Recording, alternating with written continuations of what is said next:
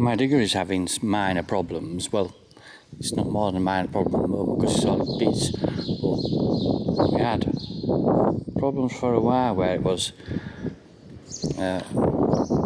when you're running it for quite a while, you had the slew, which is a 360 turning, would start to slow down, then quite suddenly stop, and it wouldn't work again until you'd stop the motor and let things cool down a bit. We still don't really know why it's doing that. But a secondary problem, which is almost worse, the fuel system was struggling to supply the motor. When it'd been running for a few minutes again, you would get a sort of feeling like it was blocking the filters, which is pretty well exactly what it was doing. I did wonder if it was a fuel pump related issue.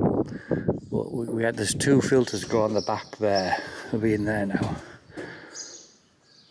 And what the first one particularly was completely plugged with like black sludge, which is some kind of fungus developed in the tank. The problem with this, of course, is it tends to sit in the yard unused for every 6 months, and then you want to work it quite intensely for 2 or 3 days.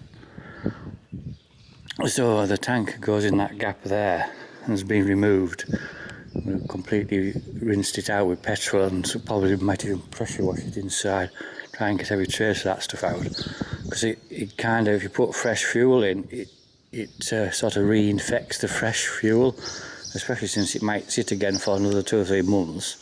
Although in fact we tend to use it more through the summer, because one of the problems with it is not having a cab on.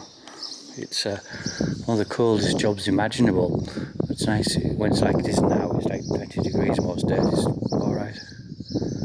In fact, I think most of the time it's good not having a cab, because you can see exactly where you are at the back in a confined space. You might be teaching on the edge of a deep hole you've dug, so you can see exactly where the tracks are. But just general terms, just look how clever all this valve chestnut is, really. I mean, it's not rocket science, there's no fancy computers and things controlling it. But those valves, only a couple of them are actually sort of manual. They're operated by electric micro switches, so there is scope for things to go wrong. But anyway, I've got someone working on this who isn't really charging for his time, as far as I know. But obviously any parts that are needed to replace, like filters and that, we'll be paying for. Oil, because we're going to replace the hydraulic oil, which to be fair was a bit of a mix of all sorts, because more than once it's tipped over and lost quite a bit of oil out, and we've sort of filled it up with whatever we'd had to hand.